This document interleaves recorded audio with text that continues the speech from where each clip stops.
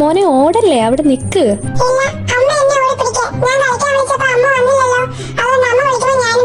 ഇവനെ കൊണ്ട് ഞാൻ തോറ്റു. ഈ വീട് മുഴുവൻ ഞാൻ ഓടി ഇവൻ കാരണം. നിന്റെ മോനല്ലേ, അപ്പൊ അങ്ങനെ വരും. നിങ്ങളുടെ പറച്ചിൽ കേട്ടാ തോന്നുമല്ലോ ഇത് എന്റെ മാത്രം പ്രൊഡക്റ്റ് ആണെന്ന്. എന്തേ, നിങ്ങൾക്ക് ഇതിൽ പങ്കൊന്നുമില്ലേ?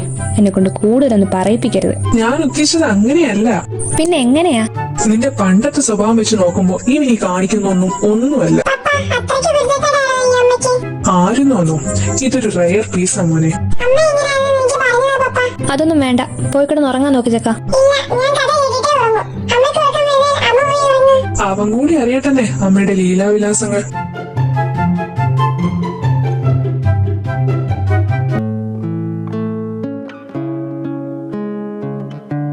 ഏയ് പേടിക്കാനൊന്നുമില്ല. കുട്ടിയുടെ കൈ ചെറുതായിട്ടൊന്ന് ഫ്രാക്ചർ ആയതാ. 1 month റെസ്റ്റ് വേണം. പെയിൻ കുറയാനുള്ള മെഡിസിൻസ് എഴുതിയിട്ടുണ്ട്. പിന്നെ 2 weeks കഴിയുമ്പോൾ ഒന്നുകൂടി ഹോസ്പിറ്റലിൽ വരണം. Okay, thank you doctor. നിനക്ക് നോക്കിയും കണ്ടൊക്കെ വണ്ടി ഓടിച്ചൂടെ കൊച്ചേ? ഞാൻ കറക്റ്റ് റൂട്ടിലാ പോകുന്നത്. ഓപ്പോസിറ്റ് വന്ന കാറുകാരനാ റോങ് സൈഡ് കയറിയത്. എന്നെ ഇടിച്ചിട്ടത് പോരാഞ്ഞിട്ട് കാർ നിർത്താതെ പോവുകയും ചെയ്തു. നീ എന്തായാലും റെസ്റ്റ് എടുക്ക്, ഞാനൊന്ന് പുറത്തു പോയിട്ട് വരാം.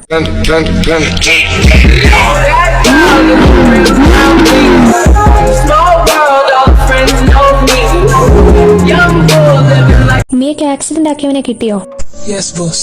റോങ് സൈഡിൽ ഡ്രൈവ് ചെയ്യരുതെന്ന് നിനക്ക് അറിഞ്ഞൂടെ? ഞാൻ എനിക്ക് ഇഷ്ടമുള്ളതുപോലെ ഡ്രൈവ് ചെയ്യും. അത് ചോദിച്ചാൽ നീ ആരാ?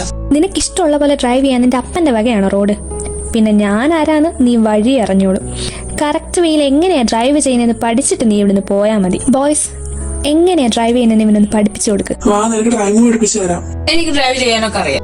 അറിയാവുന്ന കാര്യമില്ല, വേറെയാ. വാ പറഞ്ഞു തരാം. ആദ്യം നീ നിന്റെ കാറിന്റെ സീറ്റിൽ ഇരിക്കുകയാണെന്ന് സങ്കല്പിക്കുക. എന്നിട്ട് അതുപോലെ തന്നെ ദാ ഇവിടെ ഇരിക്കുക. ഇവിടെയോ? ഇവിടെ ഇരിക്കാനൊന്നുമില്ലല്ലോ. നിങ്ങൾക്കൊക്കെ എന്താ ഭ്രാന്താണോ? ഭ്രാന്താണെന്ന് നിനക്കിപ്പോ തോന്നും. പക്ഷെ ഡ്രൈവിംഗ് പഠിച്ചു കഴിയുമ്പോ നിന്റെ ഈ സംശയം ഒക്കെ മാറിക്കൊള്ളും. കാറിന്റെ സീറ്റ് ആണെന്ന് വിചാരിച്ച് ഈ എയർലൈൻ ഇരിക്കുക. എന്നിട്ട് സ്റ്റിയറിംഗ് ഇവാലുവേറ്റ് ചെയ്ത് ഡ്രൈവിംഗ് ചെയ്ത് തുടങ്ങിക്കോ. പിന്നെ ഡ്രൈവ് ചെയ്ത് അവിടെ തന്നെ നിൽക്കാമെന്ന് വിചാരിക്കണ്ട. ട്രാഫിക് റൂൾസ് ഒക്കെ പാലിച്ച് കാർ മുന്നോട്ട് തന്നെ പോകണം. എന്നെ കൊണ്ട് ഇതൊന്നും ചെയ്യാൻ പറ്റില്ല. നീ ചെയ്യും. ചെയ്തില്ലെങ്കിൽ കിട്ടുന്ന ശിക്ഷ നിനക്ക് താങ്ങാൻ പറ്റില്ല. ഞങ്ങൾക്കും ബുദ്ധിമുട്ടാവും, നിനക്കും ബുദ്ധിമുട്ടാവും. ഇവൻ കറക്റ്റ് ആയിട്ട് ഡ്രൈവിംഗ് പഠിക്കുന്നത് വരെ ഒരു തുള്ളി വെള്ളം പോലും കൊടുത്തേക്കരുത്. ജിൻ, നീ എന്റെ കൂടെ ഒന്ന് വന്നേ. എന്താ ബോസ്? സിറ്റി ഹോസ്പിറ്റലിൽ ഒരു ഡോക്ടർ ഉണ്ട്, എഡ്വിൻ ജോസഫ്. അയാളെ കുറിച്ചുള്ള ഫുൾ ഡീറ്റെയിൽസ് 24 hours എനിക്ക് കിട്ടണം. ബോസ്, എഡ്വിനെ കുറിച്ചുള്ള ഡീറ്റെയിൽസ് കിട്ടി. ആ പറയ്. എഡ്വിൻ ഒരു ഓർഫൻ ആണ്. ഏജ് 28.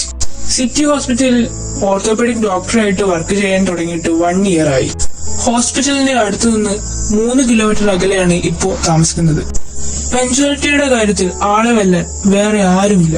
8 to 12 ആണ് ഹോസ്പിറ്റലിലെ വിസിറ്റിംഗ് ടൈം. നിങ്ങളൊക്കെ ആരാ? എന്തിനാണ് ഇങ്ങനെ പിടിച്ചു വെച്ചേക്കുന്നത്? ഞങ്ങളുടെ ബോസിനെ നിങ്ങൾ നന്നായി അങ്ങ് ബോധിച്ചു. അതാ, എന്തൊക്കെയാ നിങ്ങൾ പറയുന്നേ? വന്നോ നീ? നിനക്ക് വേണ്ടി ഞാൻ വെയിറ്റ് ചെയ്യുമായിരുന്നു. നിനക്ക് എന്താ വേണ്ടേ? എനിക്കോ? എനിക്ക് നിന്നെ കല്യാണം കഴിക്കണം. What? No way. It's impossible. അങ്ങനെ പറഞ്ഞാ എങ്ങനെയാ? ഇത് നമുക്ക് പോസിബിൾ ആക്കിയേ പറ്റൂ. അപ്പോ നാളെ നമ്മുടെ മാരേജ്. നാളെയോ? നീ എന്തൊക്കെയാ പറയുന്നേ? ഒരാളുടെ സമ്മതം ഇല്ലാതെയാണോ ഇതൊക്കെ ചെയ്യുന്നത്? ഇഷ്ടം പിടിച്ചു വന്നാലുള്ളതാണോ? I don't care. എനിക്ക് ഒറ്റ വാക്കേ ഉള്ളൂ.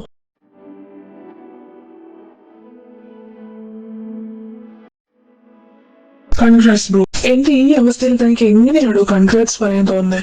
അവളൊരു പാവാ. എനിക്ക് അവളെ കുഞ്ഞിനെ തൊട്ടറിയാം. She is my soulmate. അവൾക്ക് ആദ്യമായിട്ട് ഒരാളെ ഇഷ്ടമാകുന്നത്. തന്നെ നഷ്ടപ്പെടാതിരിക്കാൻ വേണ്ടിയാ ഇങ്ങനെയൊക്കെ ചെയ്തത്. ഒരാളെ തട്ടിക്കൊണ്ട് വന്ന് മാനേജ് ചെയ്യുന്നത് നല്ലതല്ലെന്ന് എനിക്കറിയാം. പക്ഷെ എനിക്ക് ഒന്നേ പറയാനുള്ളൂ, അവളെ സ്നേഹിക്കണം. ബേബി, ഇന്നിവിടെ ഫസ്റ്റ് നൈറ്റാ. അതിന് അങ്ങോട്ട് മാറിയിരിക്കും വേണ്ടേ? മനസ്സിൽ എന്തെങ്കിലും ഉദ്ദേശം ഉണ്ടെങ്കിൽ അതങ്ങ് മാറ്റി വെച്ചേക്ക്. നിങ്ങളെ കൊണ്ട് തന്നെ എന്നെ ഇഷ്ടമാണെന്ന് ഞാൻ പറയിച്ചിരിക്കും. നോക്കിക്കോ.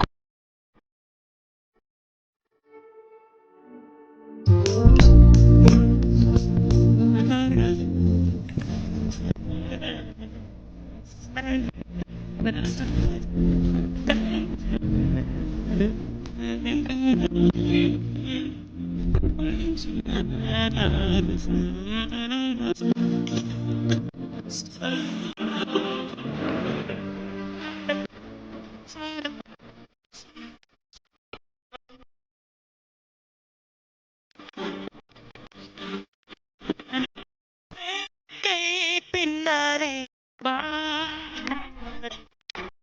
ഇവൾക്ക് ഇത്രയൊക്കെ സൗന്ദര്യം ഉണ്ടായിരുന്നു. ഏറ്റവും നീ എന്തൊക്കെയാ ചിന്തിക്കുന്നേ? ഹേ, നിങ്ങൾ എന്തോ ഈ കാണിക്കുന്നേ? ജസ, ഐ ലവ് യു നിങ്ങൾ തന്നെയാണോ ഈ പറയുന്നേ? ബേബി.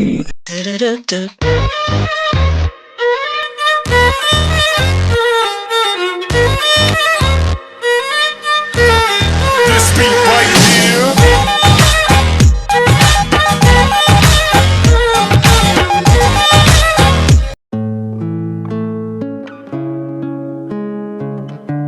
പെട്ടെന്ന് നിങ്ങൾക്ക് എങ്ങനെയാ മനുഷ്യ സ്നേഹം വന്നേ?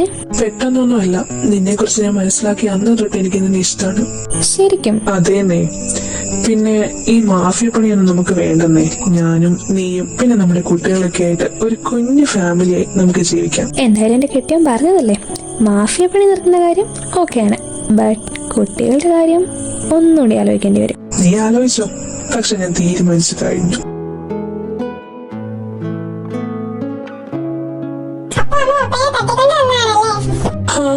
അതെ. എന്തിനാ ഇവളെ പോലെ ആരെങ്കിലും തട്ടിക്കൊണ്ടുവന്ന് കല്യാണം കഴിക്കാനാണോ? ചെറുക്ക, മര്യാദയ്ക്ക് പോയി കിടന്ന് ഉറങ്ങിക്കോ. നോക്കിക്കോ, ഞാൻ മാഫിയാവും.